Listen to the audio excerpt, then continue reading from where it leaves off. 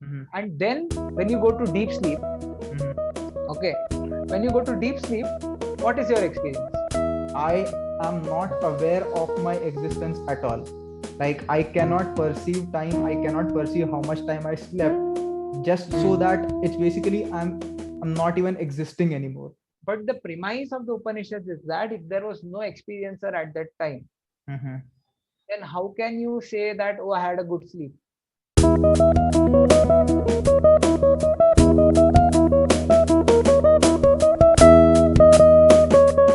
For example, the Mandukya Upanishad, okay, Mm-hmm.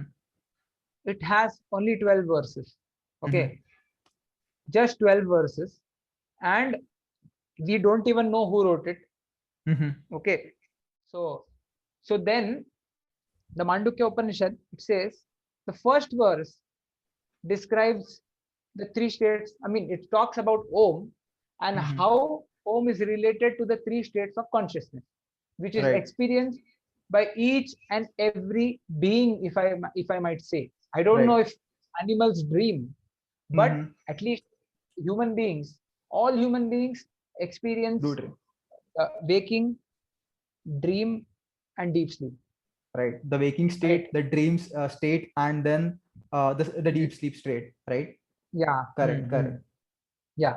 So it talks in such a general fashion that there Mm-hmm. are three states of, they call it consciousness. Okay. Right. Right. Okay. So there is, I mean, any person, he might be a CEO, he might be a poor man, he might They. be anything.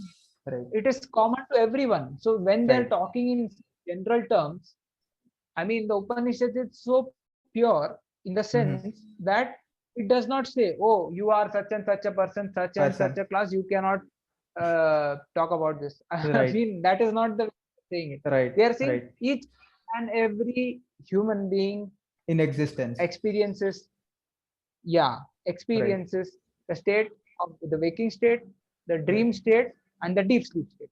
Correct. Okay. And then they say, see, when you are in the waking state, okay, you are experiencing so many things, and they Mm-hmm. talk about the instruments of perceptions that you have. Mm-hmm. You have the five senses, you have your mind, you Mm-hmm. have your physical body, and all Right. those things you use to experience the world. Correct. So when you are in a dream, Mm-hmm.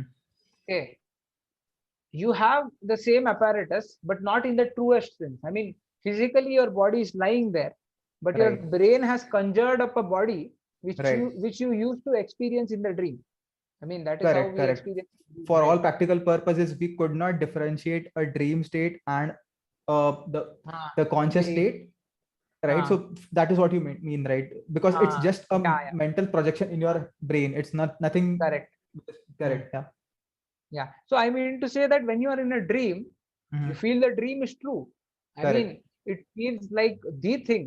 I mean, when you are in a dream and Correct. something happens, you are actually It's sad. You feel the 100%. 100%. yeah. So what they say is that there are subtle instruments of perception.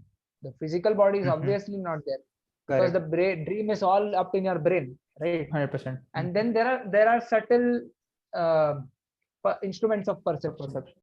Mm-hmm. And then when you go to deep sleep, Mm-hmm. okay, when you go to deep sleep, what is your experience? Right.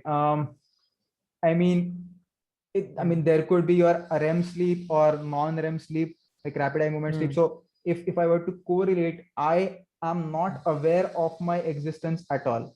Like I Hmm. cannot perceive time, I cannot perceive how much time I slept, just so Hmm. that it's basically I'm not even existing anymore, unless Hmm. it's a dream. So in the dream state, I might or might not be aware of my existence. If it's a lucid dream, okay, I know I Hmm. am present in that dream, I'm experiencing all those environments. But Hmm. when I'm in a deep sleep, for me, Hmm.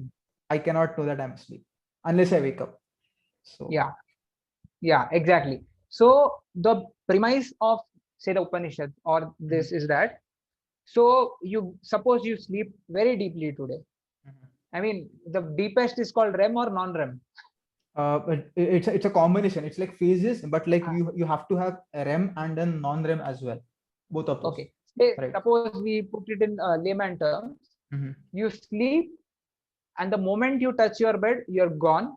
Mhm. And the only thing you are able to recognize the only moment you are able to recognize that you exist is when you wake Mhm. up. Okay. Mhm. Say Right. you went through a sleep where you just slept and you don't know whether you exist, and the moment you wake up, only then you know that okay, I exist. Right. Mhm.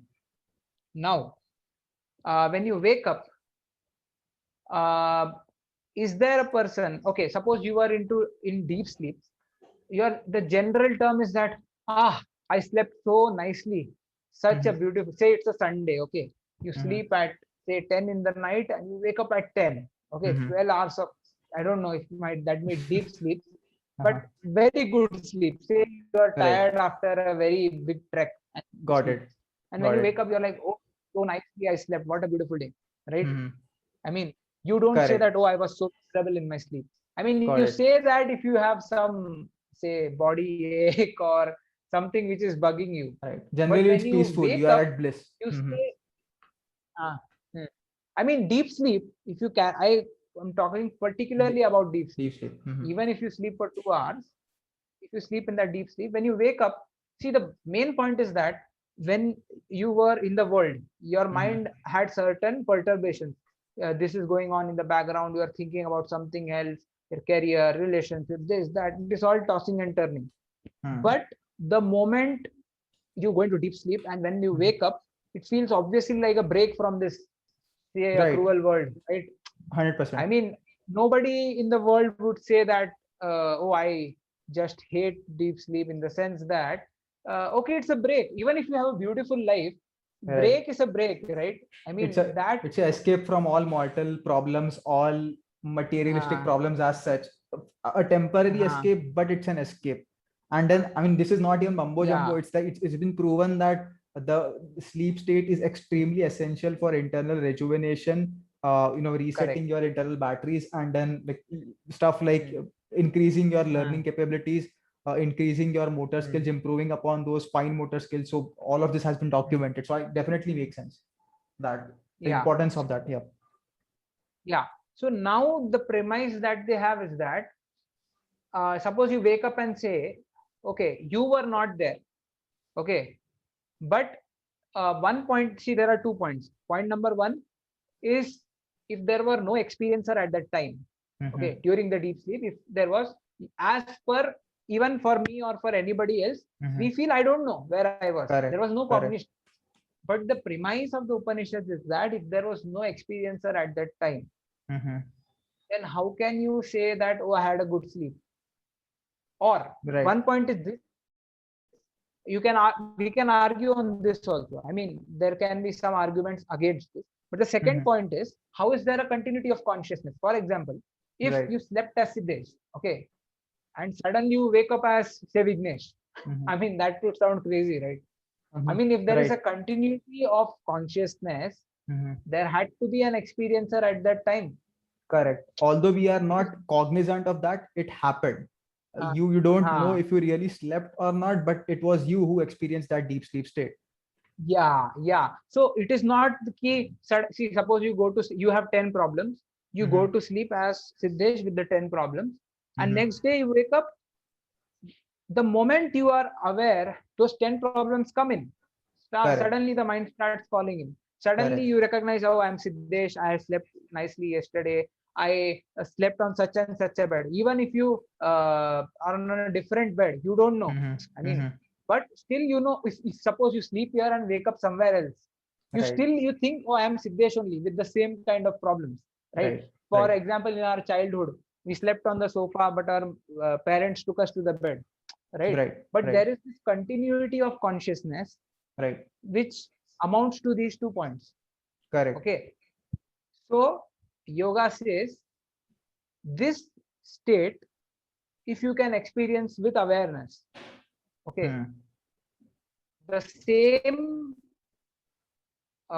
your body is not in your experience, the mind is completely dissolved, there is no uh, perturbation of any kind. If the mind is dissolved, obviously there cannot be any perturbation, but it is a complete state of relaxation, but you are aware of your existence. Hmm. Okay. Hmm. Right. So that is what they call as Turiya. Right. So we have these three well-defined states of being wakeful, being in deep sleep, being in the dream state.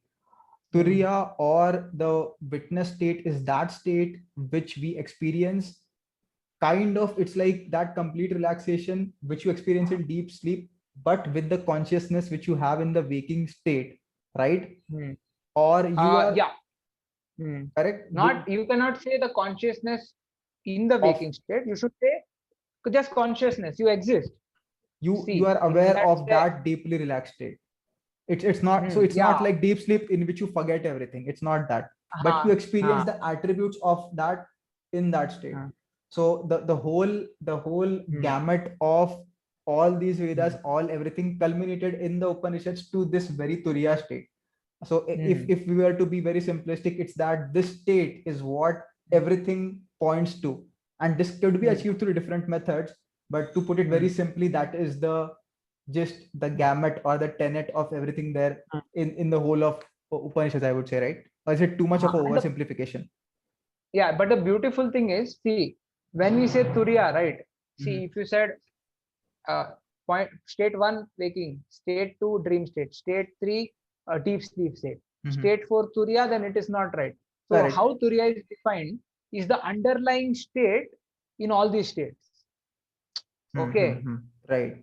I mean, it is a continuity of consciousness is the right way to approach it.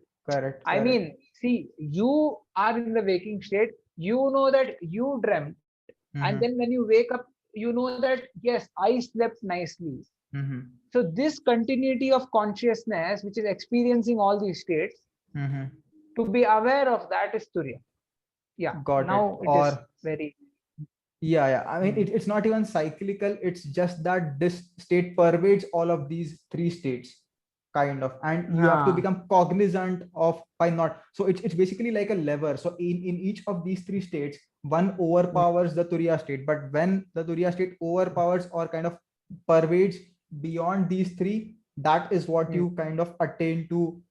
You want to achieve. You want to reach to, right? So there is this beautiful thing, okay?